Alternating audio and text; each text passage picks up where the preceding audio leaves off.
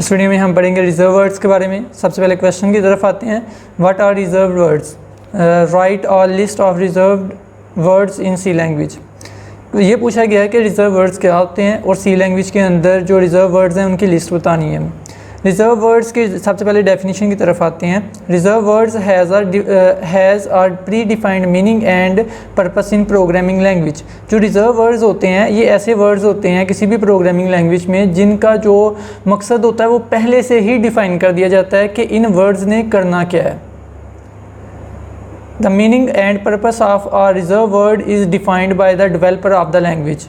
कोई भी programming language है उस लैंग्वेज में जो रिजर्व वर्ड्स होते हैं उनका जो पर्पस होता है, उनका जो मकसद होता है, वो जिसके लिए बने होते हैं वो रिजर्व वर्ड्स, उनको जो डिफ़ाइन किया गया होता है वो डेवलपर करता है। मतलब कि अगर लेट से सी लैंग्वेज है तो सी लैंग्वेज जिस शख्स ने बनाई है वो सी लैंग्वेज का डेवलपर है। उसने ऐसे कुछ वर्ड्स रखे हुए हैं जिनका मतलब उसने खुद से डिफ़ाइन कर दिया है कि वो सी लैंग्वेज में उन वर्ड्स का मतलब क्या है। तो ऐसे वर्ड्स को हम रिजर्व वर्ड्स कहते हैं। फॉर एग्जांपल यहाँ पर देखें एक लिस्ट दी हुई है। Auto, double, int, struct, break, else, long, ये सारे जो हैं यहाँ तक ये सारे जो हैं ये रिजर्व वर्ड्स हैं। इनको हम कीवर्ड्स भी कहते हैं जिनका मतलब सी लैंग्वेज में पहले से ही डिफ़ाइन कर दिया गया है कि इन वर्ड्स का मतलब क्या है और ये वर्ड्स करेंगे क्या। तो ऐसे वर्ड्स जो किसी प्रोग्रामिंग लैंग्वेज में पहले से ही डिफ़ाइन कर दिए जाते हैं कि वो वर्ड्स अब करेंगे क्या, ऐसे वर्ड्स को हम कहते हैं रिजर्व वर्ड्स या keywords. It can not be changed और रीडिफाइंड बाय द प्रोग्रामर।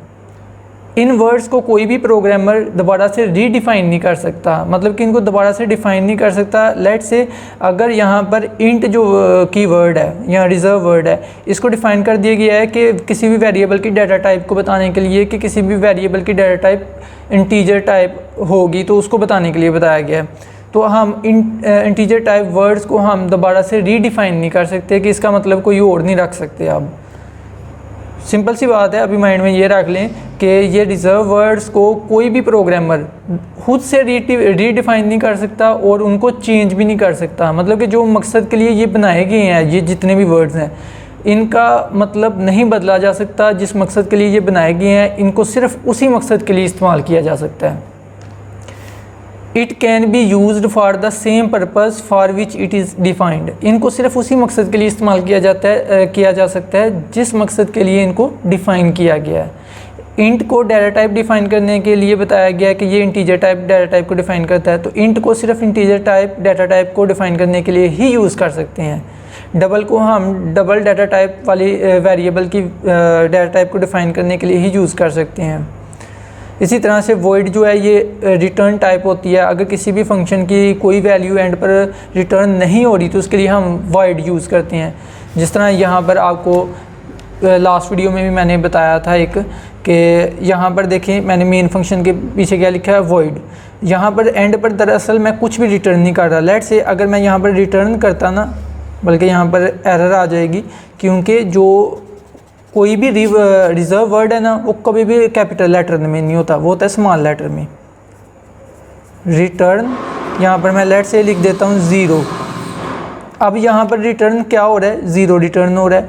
तो वॉइड का मतलब होता है कि अगर ये जो मेन फंक्शन है ये कुछ भी रिटर्न नहीं ना कर रहा फिर वॉइड यूज़ करें। अगर तो ये कुछ ना कुछ रिटर्न कर रहा है, जिस तरह से इस सिनेरियो में ये 0 रिटर्न कर रहा है, तो यहाँ पर हमें क्या रखना चाहिए, यहाँ पर हमें रखना चाहिए इंट, क्योंकि ये जो 0 है ये इंटीजर है। 0 +1 -1 +2 -2 वट एवर, कोई भी ये +1 -1 वाली वैल्यूज हो, इवन 0 हो, ये इंटीजर में आता है। तो यहाँ पर ये रिटर्न क्या हो रहा है, इंटीजर टाइप वैल्यू रिटर्न हो रही है। तो यहाँ पर इंट हमें लिखना पड़ेगा। अगर तो हम रिटर्न कुछ भी नहीं करवा रहे, ठीक है, अगर हम रिटर्न कुछ भी नहीं करवा रहे तो देन हमें इधर क्या लिखना पड़ेगा, वॉइड। तो वॉइड एक ऐसा कीवर्ड है जब अगर कोई फंक्शन एंड पर कुछ रिटर्न ना कर रहा हो तो उसकी हमें डाटा टाइप उस फंक्शन की वॉइड लिखनी पड़ती है।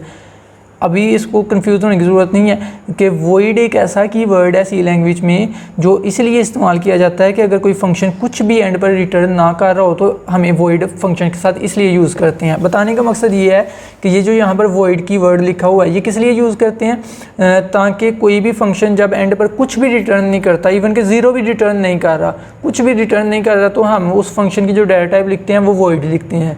बताने का मकसद ये है कि जो रिज़र्व वर्ड्स होते हैं ये ऐसे वर्ड्स होते हैं, ये सारे ऐसे वर्ड्स होते हैं। रिज़र्व वर्ड्स का मकसद और उनका मतलब पहले से ही डिफ़ाइन कर दिया जाता है कि इन वर्ड्स ने करना क्या है। जिस तरह इधर वॉइड को पहले से ही डिफ़ाइन कर दिया गया है कि इसने करना क्या है, और इसी तरह से इंट को डिफ़ाइन कर दिया गया है कि किसी भी वेरिएबल की इंटीजर टाइप डाटा टाइप देने के लिए हम इंट का कीवर्ड यूज़ करेंगे। तो ये ऐसे वर्ड्स होते हैं जिनका मकसद और मतलब पहले से ही डिफ़ाइन करके रख दिया जाता है। और ये कौन करता है? जिसने वो प्रोग्रामिंग लैंग्वेज बनाई होती है। अब सी लैंग्वेज जिसने बनाई है वो सी लैंग्वेज का डेवलपर है। तो डेवलपर किसी भी लैंग्वेज का उस लैंग्वेज के कुछ ऐसे वर्ड्स होते हैं जिनको पहले से डिफ़ाइन कर देता है कि उन वर्ड्स ने करना क्या है। ऐसे वर्ड्स को हम रिजर्व वर्ड या कीवर्ड्स कहते हैं।